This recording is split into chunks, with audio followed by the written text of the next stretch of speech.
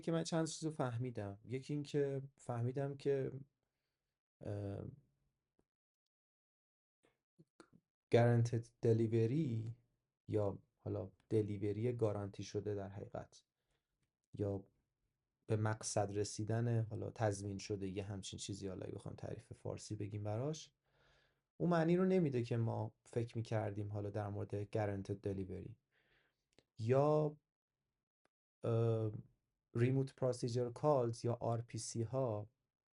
در حقیقت اون پروسیجر کالی که حالا به معنای کلمه پروسیجر کال نیستن. و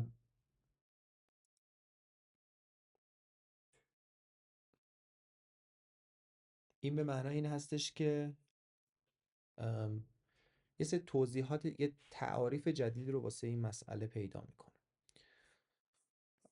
حالا یه سری توضیحات میده، این که حالا در مورد این که کتاب در مورد ریاضیات، کلا میگه ریاضیاتی چیزی هستش که خیلی همه چیزو میشه باش تعریف کرد و ساده تر هست که از این روش استفاده بکنیم. و یه سری توضیحات میده. بریم سراغ حالا خود مسئله کتاب که چرا اصلا معماری ایمیوتبل. یه مثال هایی میزنه، از مثال های واقعی داره صحبت میکنه، مثل این که مثلا شما میرید توی یه دونه سایت فروشگاهی، میخواید یه چیزی رو بخرید و مثلا میگه که اگه پرداخت کردی بار دوم مثلا روی این کلیک سابمیت نزن.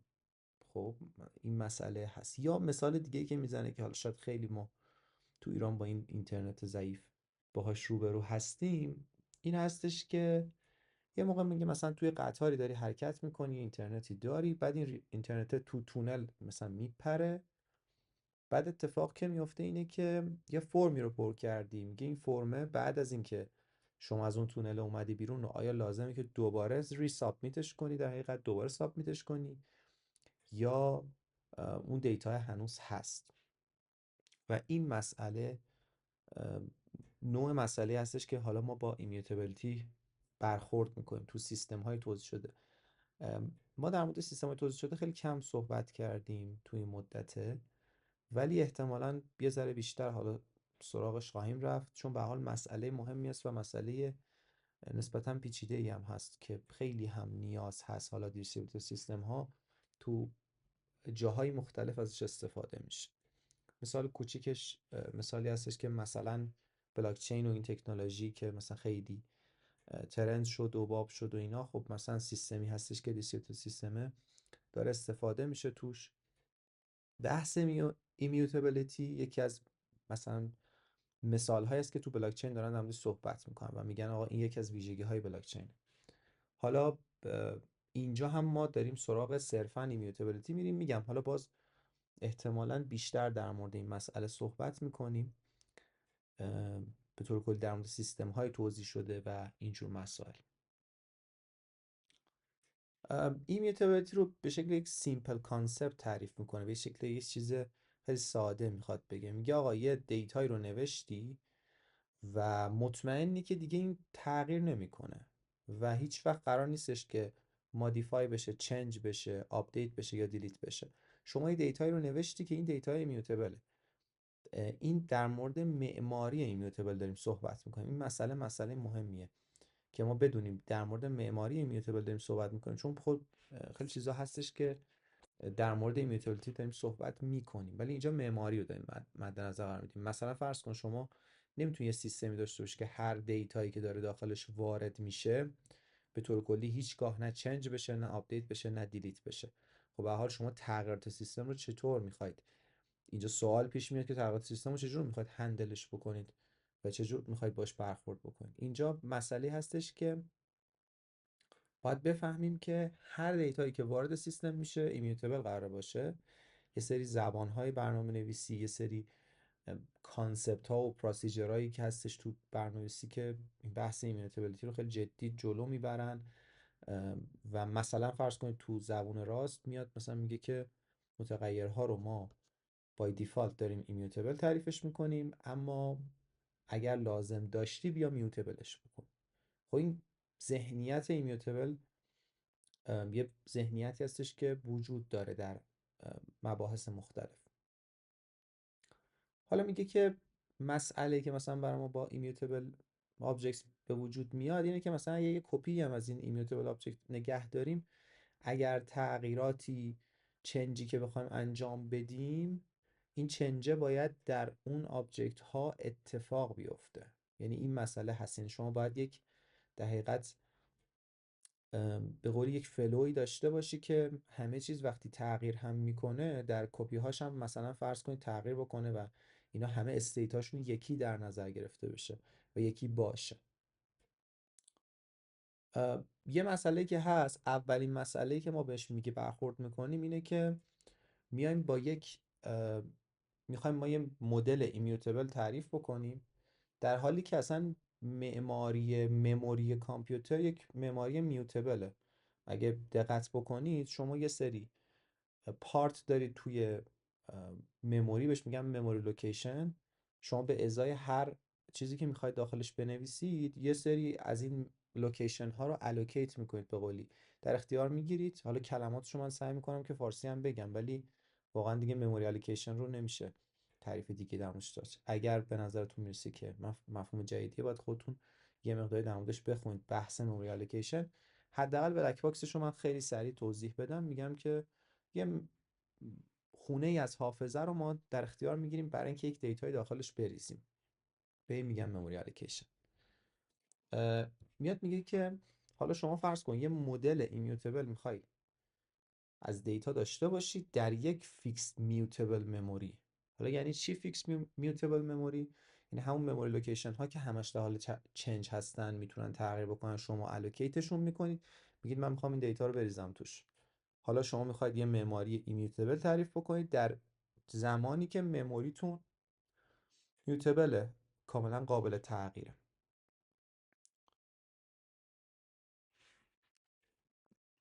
مسئله دوم اینه که اصلا شما دارید تو دنیای زندگی میکنید که در حقیقت همه چیز تغییر میکنه. مثلا حتی میگه مردم مثلا اسمشون و آدرسشون و فون نامبرشون و شماره تلفنشون همه اینا رو عوض میکنن، یا اکانت های بانکی، بانک اکانتس، مثلا بالانساشون یا مثلا موجودیشون مثلا ممکنه بالا بره پایین بیاد و همه چیز داریم تو دنیا صحبت میکنیم که همه چیز در حال چنجه. و خب شما میخواید حالا در مورد یک معماری ایمیتال صحبت بکنید، یه ذره داره برای شما سوال ذهنی ایجاد میکنه که اصلا این مفهوم ایمیوتبل تو این دنیایی که همه چیز داره تغییر میکنه چیه، و این به نظرم مفهوم جالبیه. حالا میگه فرض کن شما میخوای که این برنامه ها و این چیزهایی که شما داری، مثلا فرض کن تو دیتابیس شما یه چیزی هست به نام آپدیت استیتمنت. خب مشخصا شما از آپدیت استیتمنت استفاده میکنی و مثلا یه دیتایی رو آپدیت میکنی. میگه حالا من میخوام این برنامه و این دیتابیس و اینجور چیزا رو، که دیتابیس هم قابل تغییره، میخوام حالا توی یه سیستم توزیع شده بیام و اینا رو به هم کانکت کنم و یک دنیای ایمیوتبل و غیر قابل تغییر رو ایجاد بکنم. و این خب مشخصا خیلی ممکنه که چالش برانگیز باشه بر اساس این تعریفایی که داره میکنه. البته داره از یه دید ذهنی وارد میشه که یه مقداری هم شما ذهنتون درگیر بشه تو این مسئله. میگه که ما به جای اینکه حالا بیایم تیکه تیکه اینا همش یک، یعنی مثلا دونه دونه اینا، مثلا خب ما نمیتونیم تغییرات مثلا آپدیت تو دیتابیس رو واقعا هیچگاه تغییرش بدیم. مثلا آپدیت داریم دیگه تو دیتابیس، مشخصا یه دیتایی بالاخره شما میخواید یه سیستمی طراحی کنید، یه سیستم واقعی میخوایم طراحی بکنیم دیگه. این سیستم واقعی شامل این هست مثلا شما یک حساب بانکی هم درست میکنید، مثلا فرض کنید یک اپلیکیشن نوشید که شامل اینه که بالانس های مثلا یوزراتون رو نگه داره به هر نحو. شما مثلا باید چیکار کنید تو این مرحله؟ و اینجا در مورد چی داریم صحبت میکنیم؟ ایمیتابیلیتی. خب چجوری میتونیم دیتا هیچگاه تغییر نکنه در حالی که مثلا بالانس آدما تغییر میکنه؟ و این سوال خوبیه که اینجا داریم میبینیم ازش. میگه که آقا شما به جای اینکه بیای حالا هی تو دونه دونه همه اینا بخوایم صحبت بکنیم، بیا یه لارج یک one large immutable data structure در نظر بگیر. یعنی یک مدل بزرگی که بیزنس دامین شما یه large immutable data structure. متوجهی؟ حالا این توضیحش یه ذره طول میکشه بخوام در اون صحبت بکنیم، ولی خب فعلا اینو بدونید که اون مدل اصلیمون ایمیوتبل هست، قرار نیستش که هیچ تغییر تو اون سیستم نداشته باشه. و میگه که بیایم حالا در مورد این صحبت بکنیم که چطور میتونیم یه همچین کاری رو انجام بدیم. میگه حالا من یه سری تحقیقاتی کردم از گذشته و آینده و اینا، از آینده که احتمالاً نه، از همون گذشته. مثلا میگه که تو سال 1991 تا 1997 یک تحقیق شده در مورد نوع نوشتن سافتور نرم افزار برای نتورک کامپیوترز، یعنی کامپیوترهایی که به نتورک هم وصلن و اینا.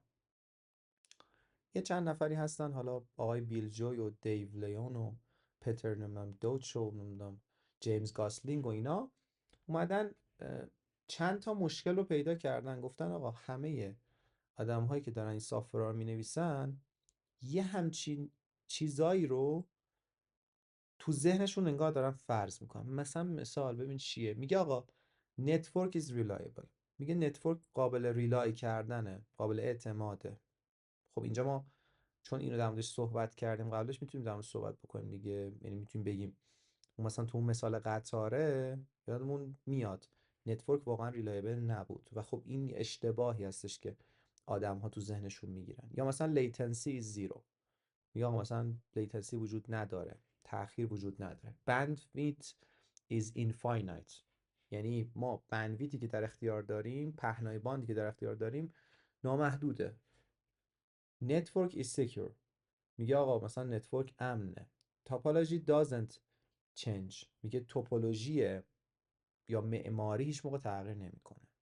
there is one administrator، transport cost is zero و the network is homogeneous.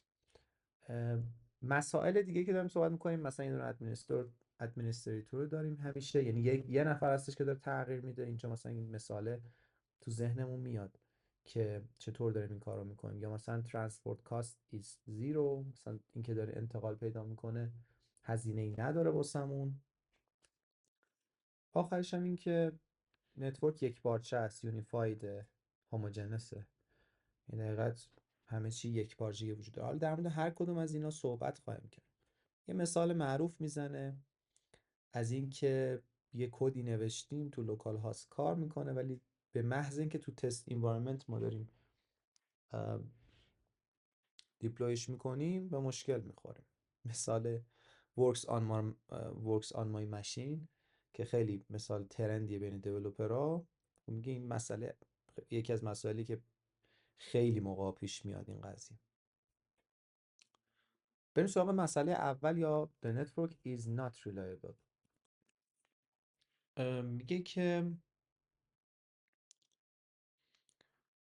ما میایم مثلا یه دونه ریموت API درست میکنیم یا مثلا فانکشن کال و میایم از حالا از چیزایی که ابزاری که هست مثلا مثل .NET ریموتینگ، دیستریبیوتد کام، سواب یا هر چیز دیگه ای استفاده میکنیم. سواب اشتباه گفتم کلمش.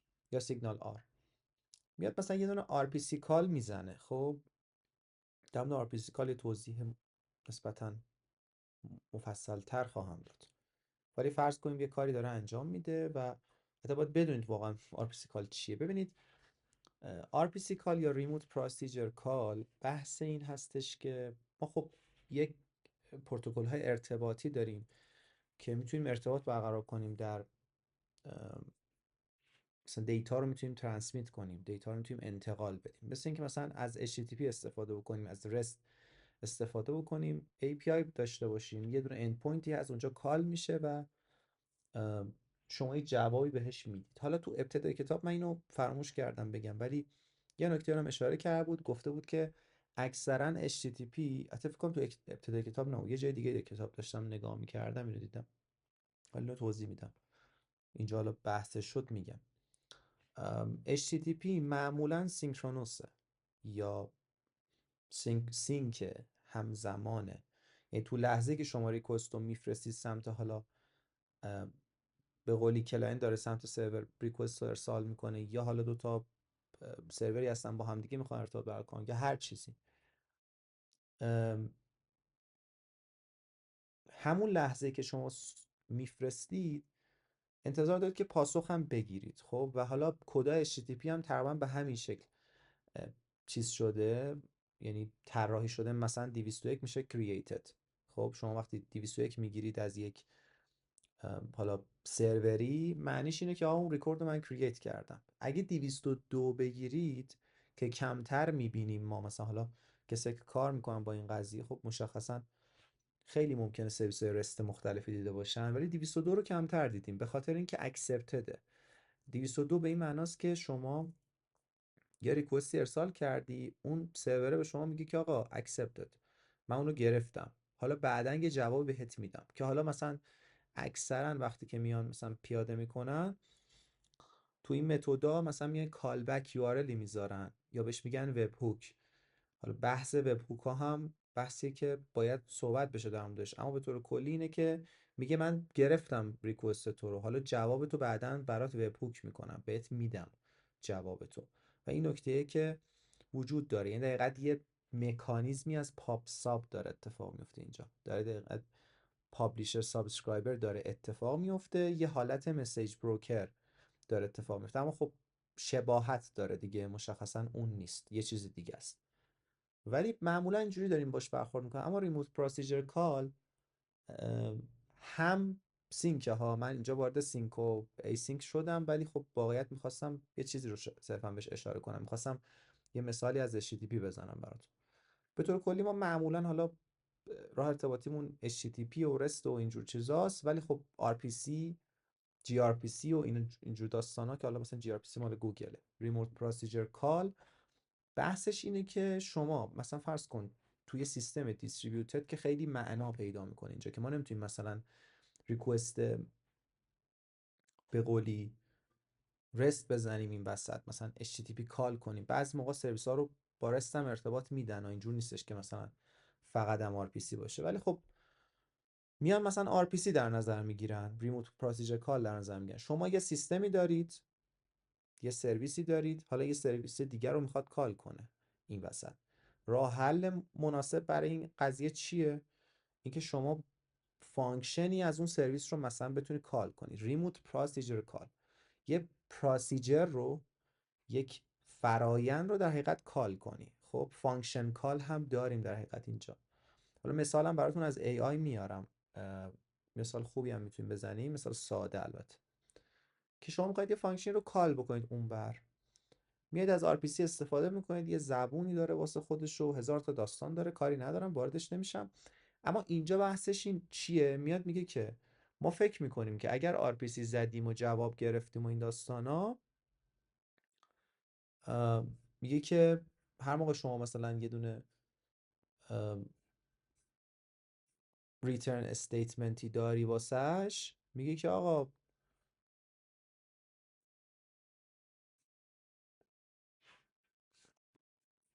مثلا تو رستا ما همیشه اگر جواب بگیریم دیگه ریترن شده و تموم شده، میریم خط بعدی، جواب گرفتیم و رفتیم. خب حالا اینجا داریم در مورد فرآیند سینک صحبت میکنیم، دقت کنیم فرآیند ای سینک اصلا واردش نشد. اما میگه تو ریموت پروسیجر کال اینطور نیست. ممکنه که شما فیل اتفاق بیفته، بخوای بری کال کنی نتونی کال بکنی به هر نحوی، و این مشکله به وجود بیاد. حالا مثلا ممکنه این مسئله چی باشه؟ مسئله نتورک باشه اصلا. خب یعنی مسئله نتورک باشه که شما نتونی کال کنی به هر نحوی اون پروسیجری که میخوای رو در اون حالا چیز بعدیمون. و این نکته وجود داره. بحث بعدی که داره اینجا مطرح میکنه در مورد latency is not zero. میاد میگه که آقا مثالی که این دفعه داره در مورد صحبت میکنه، به طور کلی داره در مورد HTTP ها و ریکوست رست داره صحبت میکنه. میگه آقا ما اون بحث بای باتن بود، یه سابمیت باتنی بودش که تو اون مثال اول همون صحبت کردیم. میگه که آقا مثلا ممکنه که یه نفری دو سه بار اونو کلیک کنه.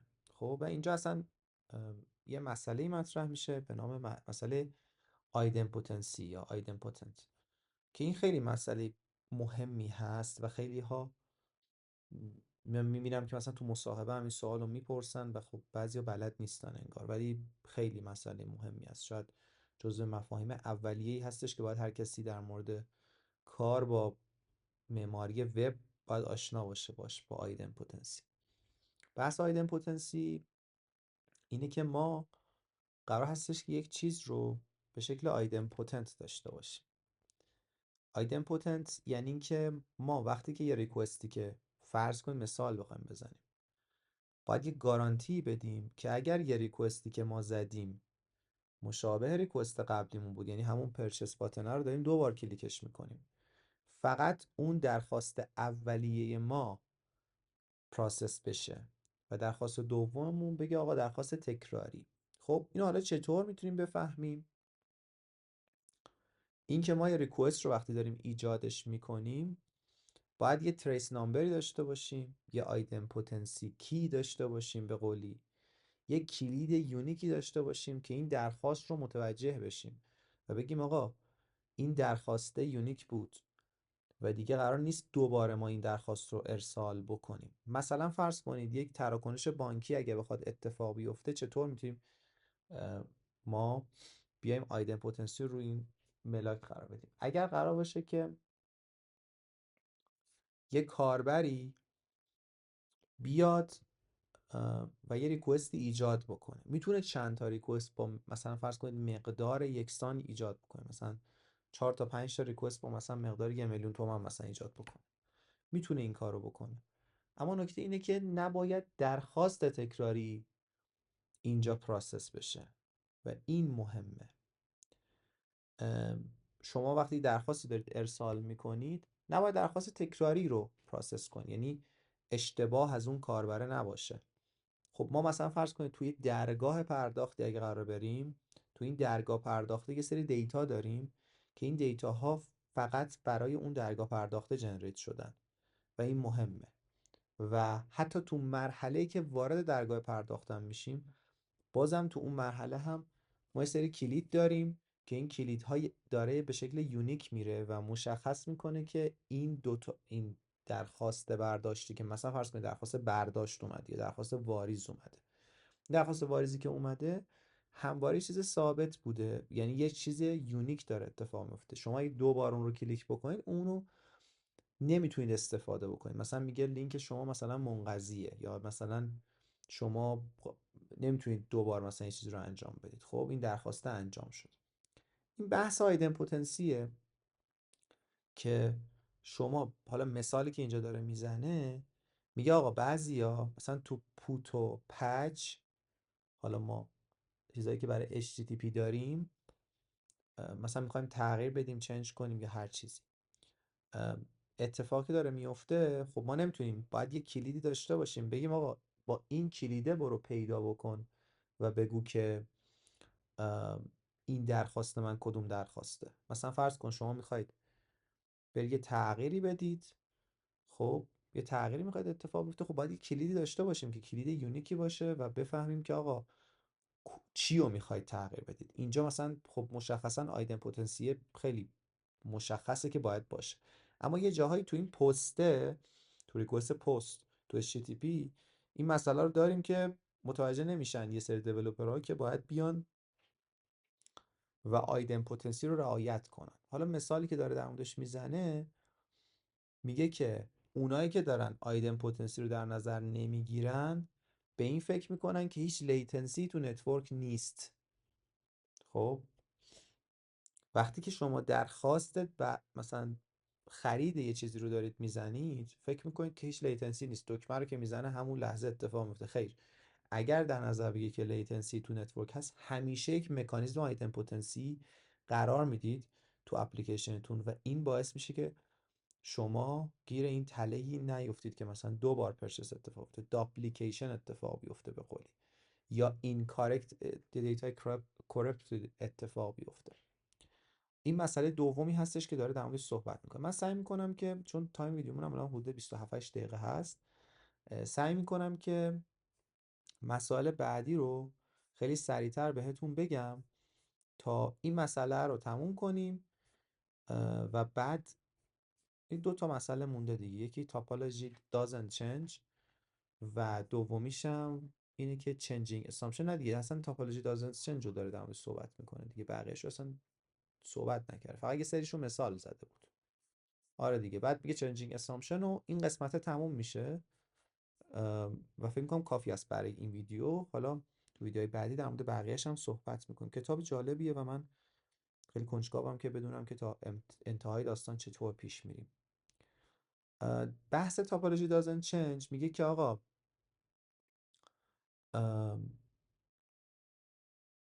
یه مفهومی که تو دیتابیس وجود داره به نام auto incremented ID هست که ما هر روزه ازش استفاده میکنیم. وقتی که یه ریکورد تو دیتابیس اینسرت میشه، در حقیقت اضافه میشه، یه دونه next number دیتابیس جنریت میکنه به شکل auto incremental که توی سیکونسی هست، توی یک زنجیره از اعداد هست. خب و این عدده، این نامبری که auto incremental هستش، برای شناسایی و آیدنتیفای اون ریکورد هست. اون دقیقاً شناسه اون ریکورد این عدده هست. میگه که این auto incremented ID نیازمند این هستش که توپولوژی ما کانستنت بمونه و بدون تغییر بمونه در حین این مولتی استپ پروسسی که وجود داره، در حین این فرایندی که قرار اتفاق بیفته. مثلا فرض کنید که یه دونه وب اپلیکیشن ما داریم و میخوایم که یه دیتایی از یه یوزر رو که از توی فرمی پر کرده رو بریزیم داخل دیتابیسمون. تو اولین مرحله میایم چیکار میکنیم؟ میایم از این auto incremented ID استفاده میکنیم. نکته اما چیه؟ اینه که یوزر رو به یه صفحه دیگه هم مثلا ریدایرکتش میکنیم. در نهایت با چه فرضی ما داریم این کار رو انجام میدیم؟ با این فرض داریم میریم جلو که تاپولوژی سیستممون چنج نمیشه. خب یعنی تاپولوژی سیستممون، اون نقشه‌ای که در سیستم وجود داره، اون مسیرهایی که داره میره، قرار نیست تغییری بکنه و اینجا داریم با این فرضه این کار رو انجام میدیم. خب مشخصا یه valid assumptionه، یعنی یک فرض درست و قابل اعتناع این قضیه، چون خیلی کم پیش میاد که چنجی توی این همچین فرایندهای اتفاق بیفته. خب ولی مثلا ممکنه که یک اتفاقی که میفته این باشه که نتورک ما خیلی شلوغ باشه و تو اون لحظه خاص نتونیم که ریکوست رو درست هندلش بکنیم.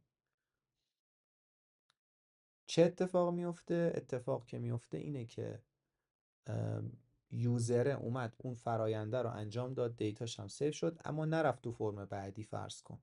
خب اینجا اتفاق که میفته اینو ما در نظر نگرفتیم، دیتا ایجاد کردیم که این یوزره نتونسته مثلا فرض کن کامپلیتش کنه یا هر چیزی، که باید برای همچین مرحله هایی هم راه حل هایی وجود داشته باشه. مثلا فرض کن دیتا اون فرم ثبت نام یوزره که ما نتونستیم ریدایرکتش بکنیم تو صفحه تکمیل اطلاعات. خب ما باید یه فرآیندی بذاریم که یوزر بتونه بیاد تکمیل اطلاعات رو بعدش انجام بده. مثال ساده که بخوایم بزنیم واسه همچین چیزی هست، یه همچین مسئله. یا مثلا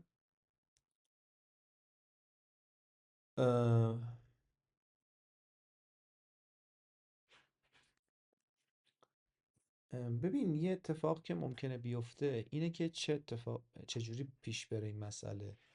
اینکه یه یوزری ما اومدیم ساختیم، تا اینجا گفتیم با فرم اومدیم ساختیم، اینجا با اوتو اینکریمنت مثلا فرض کن گفته که یوزر 123 است، 123 است. خب این میاد لینکر رو ریدایرکت میکنه به یوزر 123. خب و اینجا درسته و یوزر هم میره تو اونجا اطلاعاتش رو تکمیل میکنه و تمام. اما مثالی که داره در اینجا صحبت میکنه اینه که میگه شما دارید توی سیستم دیستریبیوتور صحبت میکنید. سیستم توزیع شده ممکنه که یه زمانی تصمیم گرفته بشه که مثلا از رپلیکایی که 2 تا 3 تا رکورد عقب‌تر هست و اصلا اون یوزر هنوز توش ایجاد نشده ریدایرکت لینک داده بشه. خب و قرار باشه این اتفاق بیفته. خب مثلا فرض کن یوزر 123 دیگه اصلا تو رپلیکای وجود نداره. خب اتفاق که میفته اینه که شما اومدید چند تا اصل رو اینجا زیر پا گذاشتید. یک، اینکه latency is not zero. خب واقعیت اینه لیتنسی زیرو رو دارید اجرا میکنید. میگید آقا این لیتنسی که وجود نداره دیگه، حتما تو دیتابیس پرایمریمون داریم اتفاق میفته و خب این مشکل سازه. دومین نکته اینه که یوزر میره با یه صفحه رو برو میشه به نام user does not exist، اصلا یوزر ایجاد نشده، در حالی که یوزر ایجاد شده واقعا تو دیتابیس شما. ولی شما ممکن تو سایت هایی رفته باشید این کار رو انجام داده باشید، مثلا اومدی ثبت نام کردی، بعد اومدی بعد تکمیل ثبت نام باید یه کاری انجام بدی، بعد گفته اصلا یوزر وجود نداره.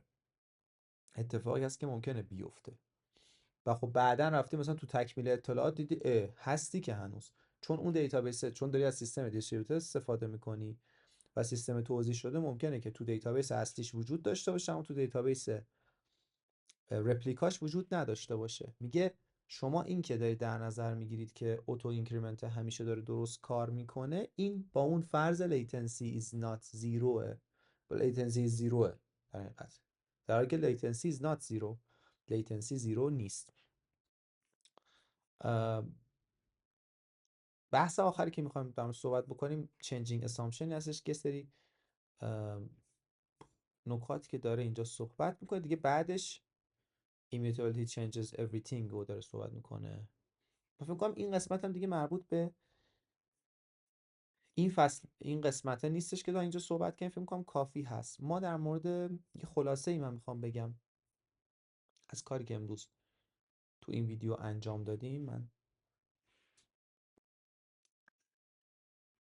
اگه بخوام یه خلاصه ای رو بذارید ذره بزرگتر شم خودم،